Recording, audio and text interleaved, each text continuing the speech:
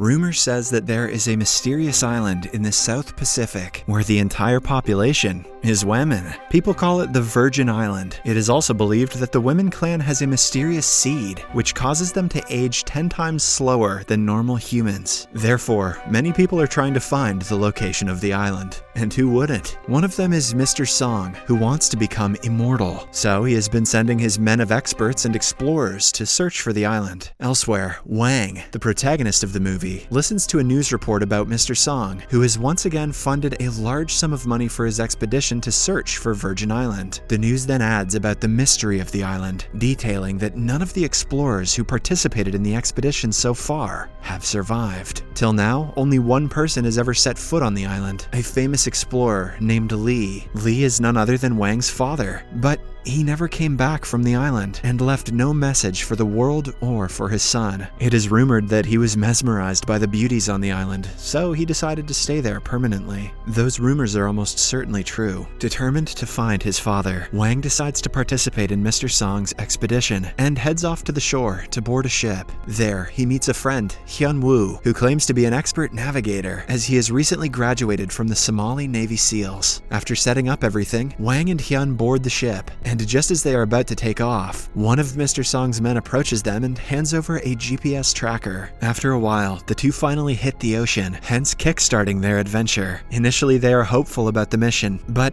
after 2 months of wandering into nothingness, they become pessimistic. By this time, their food supply has also run out, so they pray that they reach the island soon. One day, while the boys are complaining about the GPS not working, a flock of birds flies over them. Wang, who is lying on his back, feels a drip on his face, and when he smells it, he realizes that it's seagull poo. This indicates that they are near an island, and when Wang peers through his binoculars, he confirms the news and shares it with his friend. Wang has never been this happy to be pooed on in his life. Unfortunately, the high tides do not allow the boys to dock their ship, so they are forced to swim all the way. In the next scene, when the two friends wake up on the shore, they notice an army of women surrounding them. While still not fully conscious, Wang asks if they're finally on the Virgin Island, but the women just keep on staring and remain silent. Later, the two are brought to their camp for interrogation. As usual, Hyun becomes overconfident and tries to smack talk the women, but ends up getting beaten by a durian stick. Because of the incident, the boys are locked inside a wooden cage as a punishment. In the meantime, the leader of the women, who they refer to as Patriarch, approaches the two and starts talking. She mentions that only a handful of people have breached their island in the past 500 years, but all of them were experienced navigators. Hyun is in disbelief that the girls have been around for such a long period, and jokingly asks if they are really immortal. However, the Patriarch and her women simply leave them behind and go about their ways. Once the women are out of sight, Wang takes out his hidden knife and plots with Hyun to escape at nightfall. They succeed in their plan and eventually get out of the prison. After this, Wang decides to check out the tribe for any clues, while Hyun sets out to find ways to escape the island. The next scene shows Hyun heading towards the jungle to see if there's a way out, while Wang arrives at the women's village and enters one of the huts. It turns out that the women have filled the jungle with traps, so Hyun Woo unknowingly falls for them. At first, he falls down a rabbit hole below and then gets pierced by a wooden arrow through his back. To make the situation worse, he also gets hammered by several coconuts on his head. Meanwhile, Moo Yan, a typical innocent sister of the women's tribe, and her sister Moon enter the hut in which Wang has been snooping around. Surprisingly, the hut is a bathing place for the islanders, and when Moo Yan starts taking off her clothes and preparing for her bath, Wang tries to sneak his way out of the room. Unfortunately, he gets caught by the girl's sister, who doesn't let him go. Wang tries to bribe the girl with a treat, but she eventually screams, alerting every other woman in the village. Terrified, Wang runs for his life, while the women chase after him with spears. He tries his best to scare them off, but eventually gets captured. In the trial room, the Patriarch tells Wang that breaking out of prison is a sin in their culture, and that trying to attack the clan assures a deathly punishment.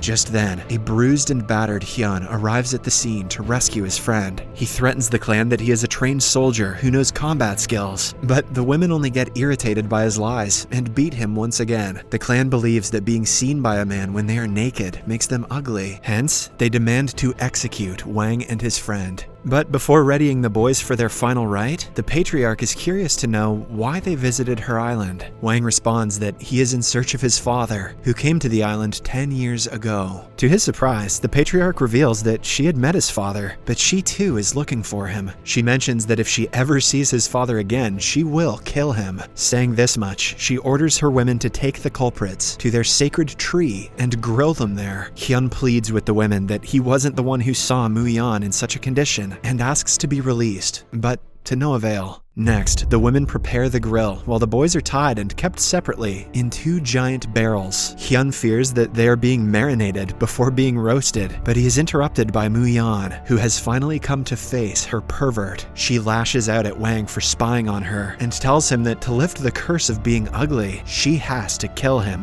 However, just when it appears that she is about to finish him off with a knife, she instead cuts open his rope. Before letting the two escape, the innocent Mu-yeon asserts that she hates Wang, but at the same time, she doesn't want him to die because of her. Unfortunately, the boys take the jungle's way and fall for the set traps. The following morning, Wang and Hyun are once again captured and tied in front of the sacred tree. The women prepare different kinds of ingredients and light a fire to marinate the boys and eat them after roasting. But the process is interrupted when Chun-hwa, one of the women from the clan, drowns in the ocean. While the women rush to the shore, the boys take this opportunity to escape by burning their tight ropes. They also flee the scene, not realizing that they have put fire to the sacred tree. Meanwhile, the women cry in pain after seeing their friends struggling in the ocean. The two friends prepare to use the distraction to sneak out of the place, but at the last second, Wang changes his mind and decides to help the drowning girl. Without thinking about the time when the islanders wanted to kill him and his friend, Wang goes to the shore and swims in the ocean to rescue Chun-hwa. After he brings her back to the shore, Hyun jumps into action and prepares CPR on an unconscious Chun-hwa. Fortunately, she starts breathing again, and the women applaud the boy's bravery. Later, Wang and Hyun are once again brought in front of the patriarch. Chun-hwa wants her leader to excuse the boys as they saved her life. At this point, she has already started to develop feelings for Hyun. The patriarch also thinks of pardoning the boys, but just then, she is informed that their sacred tree has been burned and destroyed. After getting to know that Wang and Hyun are behind this incident, the patriarch decides to execute them immediately. However, Mu-yeon and Chun-hwa suggest they give the boys one last chance. As a result, the patriarch reluctantly gives them 3 months to restore the tree. If the tree doesn't come back to life, they will be killed mercilessly.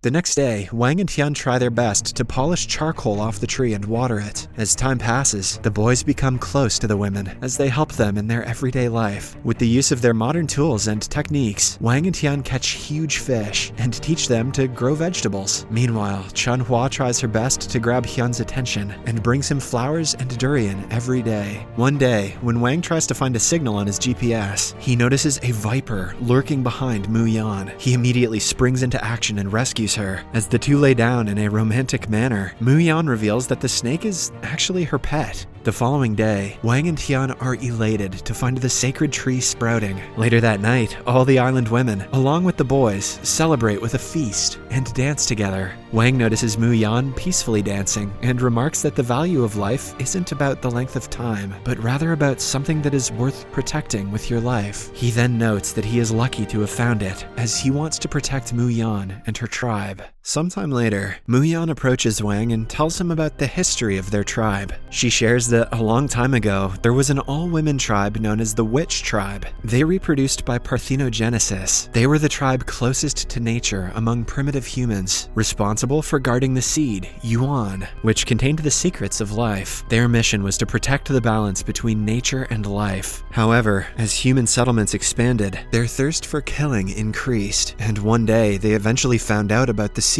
Yuan. Hence, a genocide-like hunt was carried out on the Witch Tribe. To protect the seed, the head of the clan gave it to the youngest woman in the tribe and asked her to run away as far as possible. The girl witnessed her entire family being killed, but as told, she escaped the place. Not long after, she woke up on a deserted island and saw that the seed she carried had started sprouting all over the place. The deserted island gradually became full of life. Slowly, the girl got older and a new witch clan flourished on the island, continuing to guard the Yuan seed. Mu-yeon then reveals that the young woman is none other than the patriarch, and that they are the descendants of the witch clan. The following morning, she takes Wang to the place where she had last seen his father. There, Wang finds his father's old journal, where he has written about his time with the witch clan. He writes that it was because of their warm gesture, kindness, simplicity, and reverence for life that he didn't want the expedition to destroy their life. So, he never reported back, hoping that the clan and their secrets of life remained secluded from the greed of modern men. He then concludes his journal, portraying his worry for Wang, and hopes that his son will understand the choices he made.